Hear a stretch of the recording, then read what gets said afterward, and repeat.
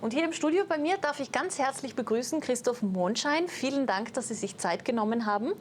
Sie sind von der Firma Edenred. Was können Sie uns über Ihr Unternehmen erzählen? Ich habe mir vorab schon einmal online angeschaut, sehr beachtlich, also mehr als 3000 Firmenkunden und Behörden und auch sehr viele Arbeitnehmer in Österreich, 300.000, die dazuzählen. Was können Sie uns über Ihr Unternehmen sagen?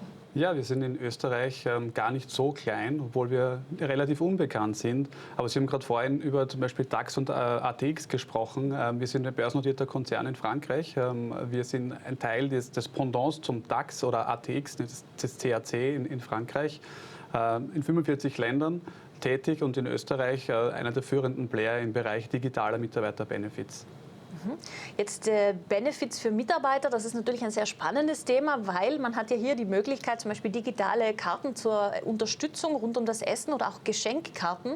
Jetzt stelle ich mir vor, Mitarbeiter in Unternehmen möchten ja essen gehen, die umliegenden Restaurants. Das ist sicher auch sehr gut für die Kollegialität untereinander.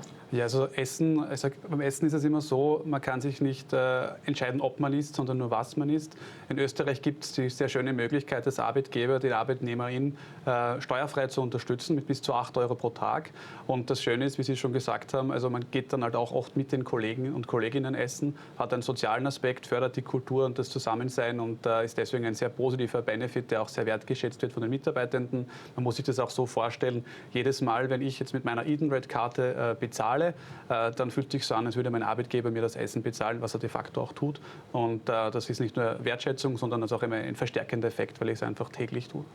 Jetzt ist natürlich auch die große Frage, welche Restaurants sind da mit dabei? Kann ich da grundsätzlich überall hingehen und dann habe ich die Möglichkeit, die Karte einzulösen? In Österreich gibt es ca. 4000 Partnerrestaurants, mit denen wir arbeiten. Das sind von größeren Ketten wie diverse Fastfood-Ketten bis hin zu kleinen lokalen Anbietern, das kleine Dorfgasthaus. Also wir haben hier österreichweit eine sehr, sehr gute Abdeckung. Das sind einerseits ca. 4000 Partnerunternehmen und wir wachsen auch sehr, sehr stark. Wir arbeiten auch zum Beispiel mit dem größten Lieferdienst Österreichs, mit Foodora zusammen. Also es gibt eine sehr, sehr gute österreichweite Abdeckung. Jetzt sind Sie in Ihrer Tätigkeit ja General Manager im Unternehmen. Die Vorgängerin von Ihnen war ganze 20 Jahre an dieser Position, als Sie gekommen sind. Was war da Ihr Ziel? Was wollten Sie verändern? Was wollten Sie optimieren? Im Grunde genommen wollten wir eine sehr, sehr große Marktchance nutzen, die sich ergeben hat in Österreich.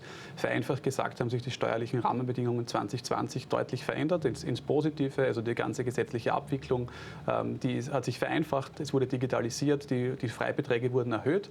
Und zu diesem Zeitpunkt hat der Konzern entschieden, in Österreich zu investieren. Und investieren heißt in dem Fall in Technologie, ins Produkt und vor allem sehr stark in das Team. Also mein Ziel war es, schnell zu wachsen, zu digitalisieren und wachsen im Sinne von ein starkes, großes Team aufzubauen, aber natürlich auch im Markt zu wachsen.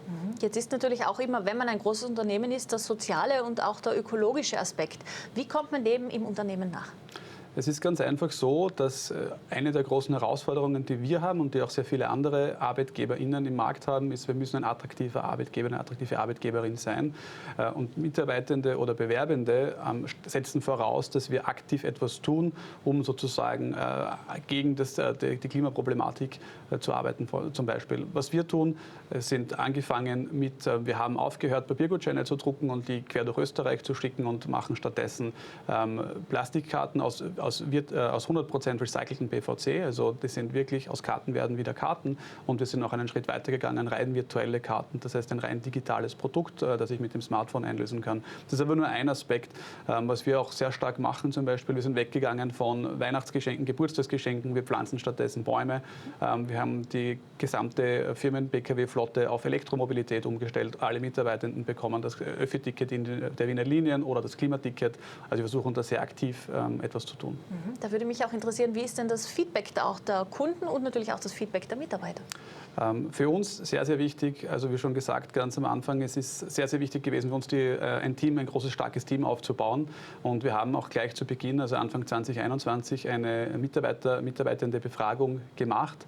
Das Ergebnis, sage ich mal, Motivation, Engagement war nicht besonders gut. Und wir haben 2023, Mitte des Jahres und 2024, Anfang des Jahres, die Befragung wiederholt. Und wir sehen einfach eine extrem starke Verbesserung, also eine sehr, sehr hohe positive Zustimmung, dass gern bei uns gearbeitet wird.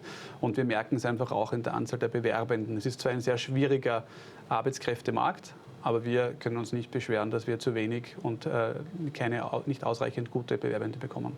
Jetzt ist auch ein anderer interessanter Aspekt natürlich, die eigene Firma zu bewerben, die entsprechenden Events zu veranstalten. Da gibt es ja das interessante Stichwort Employer Branding, um die Marke auch entsprechend zu stärken. Wie viel Zeit wurde da hinein investiert? Was hat sich da getan?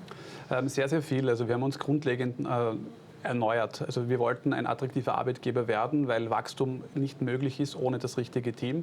Und dementsprechend haben wir einfach alles verändert. Also wir haben unseren Purpose sehr klar definiert. Wir haben die Kultur, wie wir zusammenarbeiten, verändert. Wir haben ein neues Büro geschaffen. Wir haben uns zu einem Startup im Konzern oder eigentlich würde ich sagen von einem Papiergutschein-Dinosaurier in ein Fintech entwickelt. Und das innerhalb von jetzt ziemlich genau 3 Jahren. Es gibt zwar sicher noch viel zu tun, aber unser gesamtes Auftreten da hat sich diesbezüglich verändert. Die Frage auch zum Abschluss, wenn jetzt die Zuschauer und Zuschauerinnen sagen, das klingt alles sehr interessant, das gefällt mir, Sie möchten das noch einmal genauer nachschauen, wo können Sie das, was sind da die Möglichkeiten? Es gibt natürlich unsere Edenred-Webseite, also edenred.at. Genauso, also ich bin sehr, sehr aktiv auf LinkedIn, da trifft man mich unter Christoph Monschein, einfach kontaktieren. Ich poste sehr viel, ich bin auch sehr viel auf diversen Kongressen, in Personalmanager-Kongressen anzutreffen und ich würde sagen, einfach kontaktieren. Wir haben auch sowohl Facebook als auch Instagram, einfach kontaktieren und das Gespräch suchen. Wir sind da sehr responsive, wie man so schön sagt heutzutage. Da würde ich doch noch eine Frage anhängen. Was sind denn jetzt die Ziele für 2024 und auch für die Zukunft? 2024 ist das Ziel, wirklich noch mal stark zu wachsen. Wir haben unserer Meinung nach die grundlegenden Maßnahmen geschafft. Ein sehr, sehr starkes Team, stark digitalisiert und an unserer Bekanntheit gearbeitet.